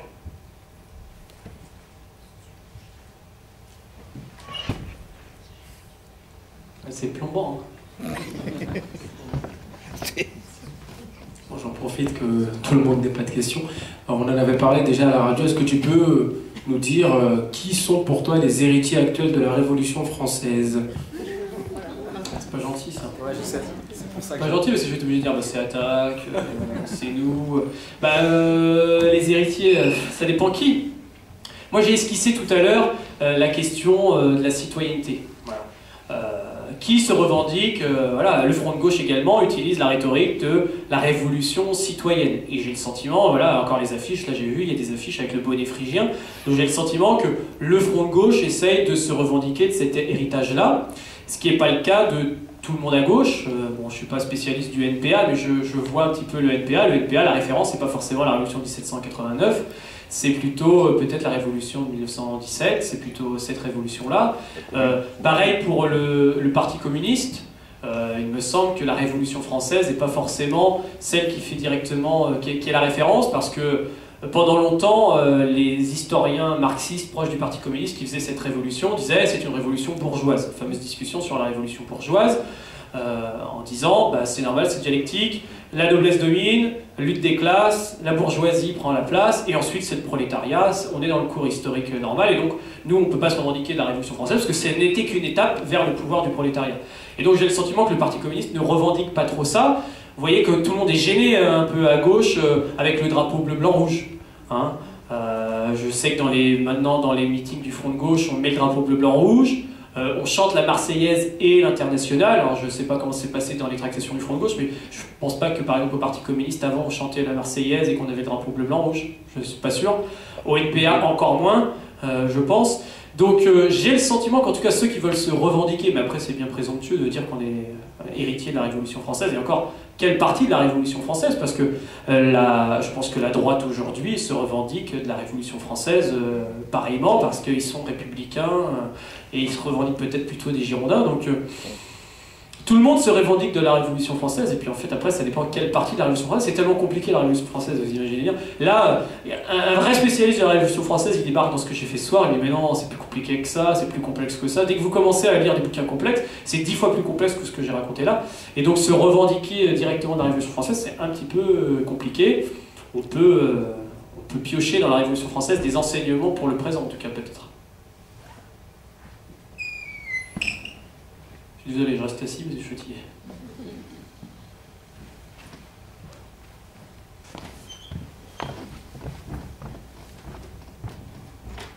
Merci. J'ai bien compris qu'il y avait, à un moment donné, je crois, les montagnards qui ont lancé le côté France centralisée ou État central. Mais ce que j'arrive pas bien à comprendre, c'est comment ça a pu durer si longtemps et comment la France a été un fer de lance de l'État central. Je ne sais pas si... Qu'est-ce qui s'est passé pour que ce que les montagnards ont proposé perdure? Alors, il faut réécouter mon cours sur Emmanuel Todd, vraiment, ou alors il faut lire les trucs sur Emmanuel Todd, parce que lui, il a une théorie qui, moi, me paraît la plus pertinente. C'est que si on part du principe qu'il y a deux France à cette époque-là, qu'il y a encore deux France d'ailleurs aujourd'hui, on va en reparler, qu'il y a deux France à cette époque-là, je l'ai dit, une sorte de bassin parisien attaché, bassin parisien et puis pourtour méditerranéen, attaché à l'égalité, mais aussi à la liberté. Et donc vous voyez, chez les sans-culottes, il n'y a pas forcément l'attachement à l'État, il y a l'attachement à l'égalité, mais pas forcément à l'État. Mais il y a l'attachement à l'égalité. Et puis vous avez une France périphérique, qui, elle, est plutôt famille nucléaire absolue ou famille souche, plutôt attachée au principe d'autorité et d'inégalité. Et donc, c'est la beauté de la France, de l'invention de la France, c'est que la France est devenue un petit peu